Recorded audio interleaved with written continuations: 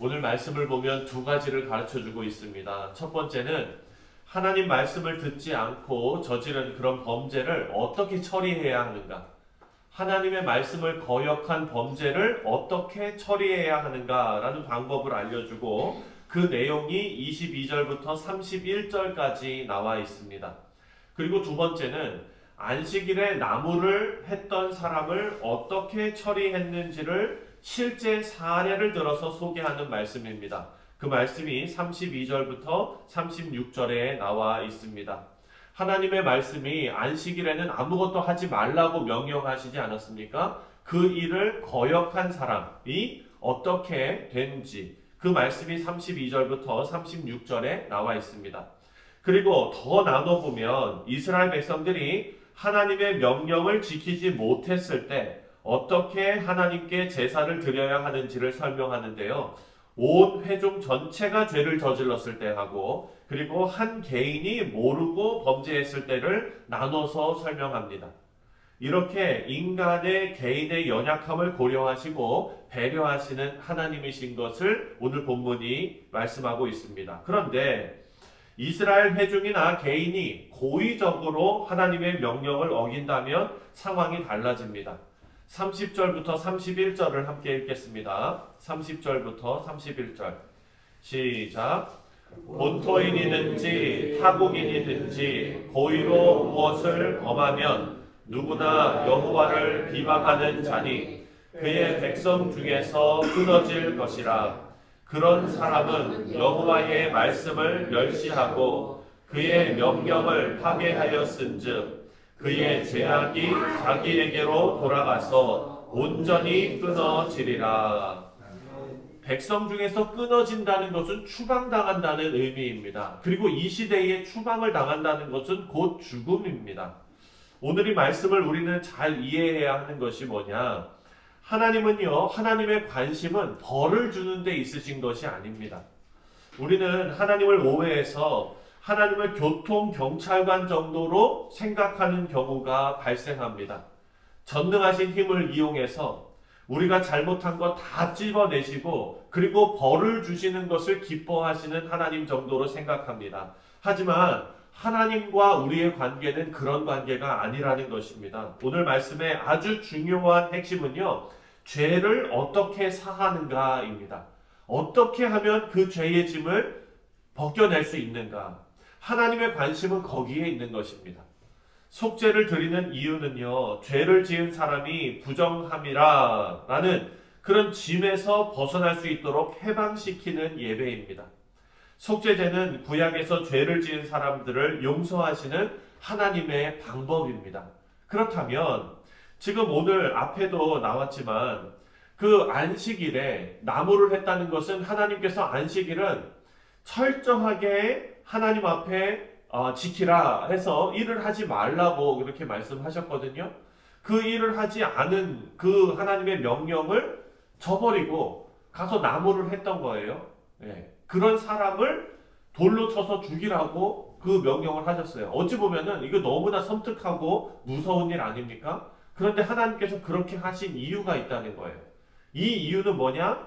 지금 이들은요, 광야에서 준비돼서 하나님께서 약속하신 땅 가나안 땅에 들어가서 거기에서 하나님의 백성으로 거룩하게 살아야 하는 것이 이들의 본분인데 지금 하나님의 말씀과 그 명령을 거역하면서 계속해서 거역하기 시작하고 그 마음이 하나님께로부터 멀어지기 시작하고 세상 것으로 계속 차기 시작하면은 거룩한 하나님의 백성으로 살아갈 수 없기 때문에 하나님께서는 온전한 하나님의 말씀 그리고 그 안식일을 온전히 지키도록 하심으로써 하나님의 거룩한 백성을 만들기 원하시는 하나님의 마음이지 안식일을 지키나 안 지키나 계속 그냥 이렇게 보고 계시다가 안 지키는 사람이 나타나기만 하면 바로 돌로 쳐서 죽이는 것이 하나님의 뜻이 아니라는 거예요.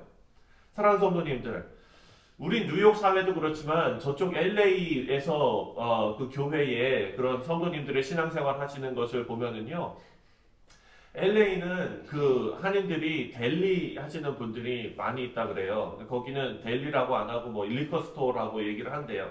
근데 거기는 주말에 이 장사를 해야 정말 이 그 먹고 살 수가 있기 때문에 주일날 주말에 장사하는 것이 당연하게 그렇게 다 이렇게 된 거예요. 그리고 라스베가스에서 그 신앙생활 하시는 분들 얘기를 들어보면은요, 제가 아는 어떤 분이 최근에 라스베가스의 어떤 교회에 부임하셨는데 산에 등산하러 올라가셨는데, 목사님 저쪽 카지노에는 김 장로님이 계시고요, 이쪽 카지노에는 이 장로님 계시고요, 뭐 이렇대요. 그러니까 거기는 특수한 거예요. 거기에서 일할 수 있는 게 그거예요. 그래서 주일 예배를 오전에 못 드리고 밤에 드리는 교회가 많다고 합니다. 그러니까 특수한 상황인 거예요. 어찌 보면 특수 목회예요.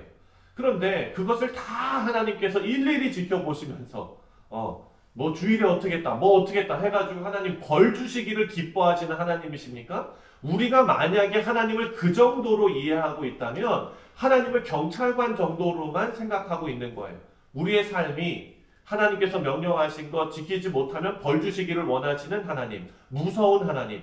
그런데 여러분, 오늘 본문에서 하나님께서 우리에게 알려주시는 하나님의 모습은 뭐냐? 바로 우리의 죄를 덜어주시기를 원하는 하나님이시라는 거예요.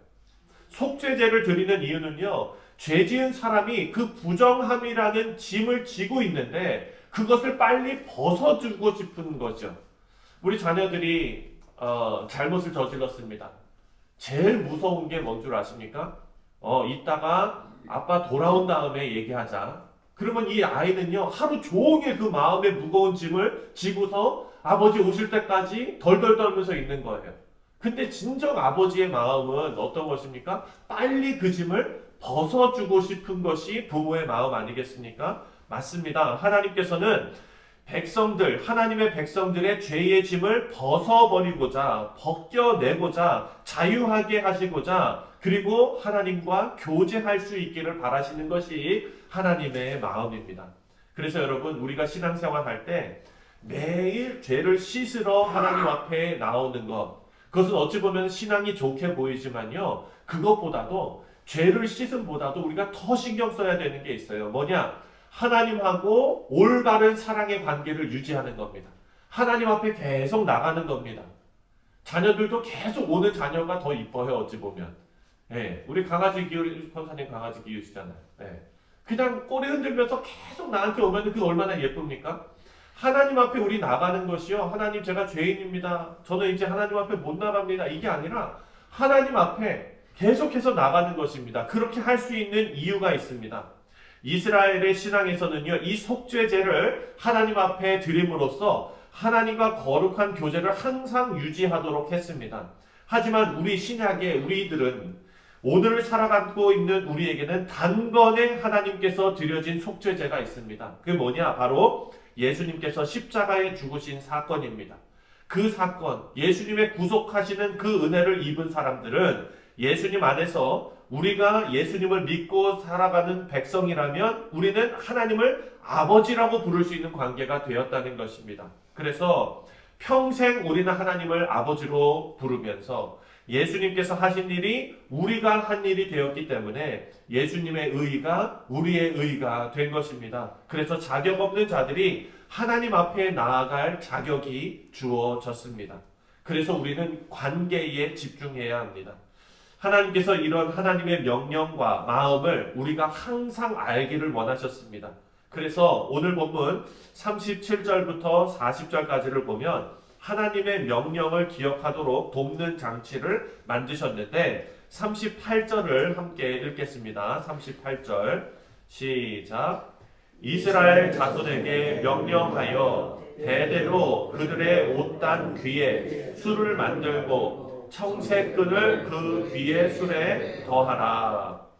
하나님께서 이렇게 명령하신 이유가 있어요. 이것은 옷단에 술을 달아서 만드는 것 자체가 뭐 그들을 거룩하게 하는 의미를 갖는 것이 아닙니다. 하나님의 명령을 잊어버리지 않고 기억할 수 있도록 하는 장치인 것입니다. 여러분, 우리가 결혼할 때 영원히 함께 한다라는 의미로 무엇을 나누어서 낍니까? 반지를 나누어서 끼죠. 예. 반지를 나누어서 끼는데 그 반지 지금까지 다 가지고 계시는 분 계신가요? 예, 가지고 계시는 분들 계시죠? 이 반지가요, 저도 지금 이렇게 끼고 다니는데요, 신혼 초에는 애지중지 이 반지를 끼고 다닙니다. 제가 손에 땀이 좀 이렇게 여름에 막 그래서 이게 불편하고 막 뻑뻑하고 어떨 땐 손 안 빠지고 그러면 답답하고 막 이런데 이 답답함, 이 불편함을 사랑이 이겨요. 네, 그래서 이것을 끼고 다녀요. 근데 나중에 가면은요, 저도 어떻게 될지 모르겠지만 이게 답답하면 빼게 되고 빼다 보면 잃어버리게 되고 이렇게 됩니다. 근데 여러분 이거 반지 잃어버렸다고 해서 결혼을 다시 해야 됩니까? 그렇진 않잖아요. 결혼 관계는 계속 유지되는 겁니다. 반지 잃어버렸다고 결혼 다시 하지는 않습니다. 마찬가지로 하나님의 명령을 기억하는 장치로서 성책시를 달라고 하시는 것입니다. 그러니까 이 반지를 보면서 아, 나는 정말 내가 정말 사랑하는 이 아내와 하나님께서 맺어주신 이 사랑하는 이 관계를 내가 잘 귀히 여기며 살아야지 하는 기억하는 장치로 우리에게 주어진 것이지 이것이 어떤 의미를 가지고 어떤 그런 나를 거룩하게 하고 나를 결혼하게 하고 이런 의미는 아니라는 것이죠. 그래서 우리가 이 청색시를 하나님께서 만들라고 하시면서 이들에게 당부하시는 기억해야 하는 그 내용이 41절에 나와 있습니다. 41절을 함께 읽겠습니다. 시작. 나는 여호와 너희 하나님이라. 나는 너희의 하나님이 되려고 너희를 애굽 땅에서 인도해 내었느니라. 나는 여호와 너희의 하나님이니라. 아멘. 사랑하는 성도님들, 오늘 하나님께서 우리 하나님의 백성인 우리가 모두 기억하기를 원하시는 것이 하나 있습니다. 그것이 바로 하나님께서 우리 인생에 찾아오셨고 하나님을 모르고 세상 속에서 내가 죄인인 줄도 모르고 살았던 우리를 거룩으로 인도해 내셔서 하나님의 자녀가 되게 하셨다는 사실입니다. 우리는 그 누구도 우리 스스로 하나님을 찾아간 사람이 없습니다. 하나님께서 찾아오신 거예요. 하나님께서 여러분 인생을 두드리셔서 찾아오셨습니다. 하나님께서는요, 오늘 말씀을 통해서 그 청색시를 내는 그거를 통해서 이 결혼 반지와 같은 그 상징, 기억하기를 원하시는 게 있는데 그것이 바로 내가 너희를 찾아가서 너희를 거룩한 자녀로 내가 삼았다라는 것입니다.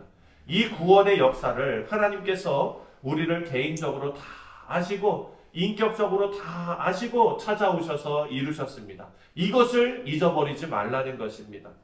이스라엘을 애굽에서 인도해 내신 하나님을 이스라엘이 잊어버리지 말아야 하듯이 우리도 우리를 구원하신 하나님을 잊지 말고 하나님 말씀대로 하나님을 섬기며 사시는 우리 귀한 성도님들 되시기를 주님의 이름으로 축원드립니다.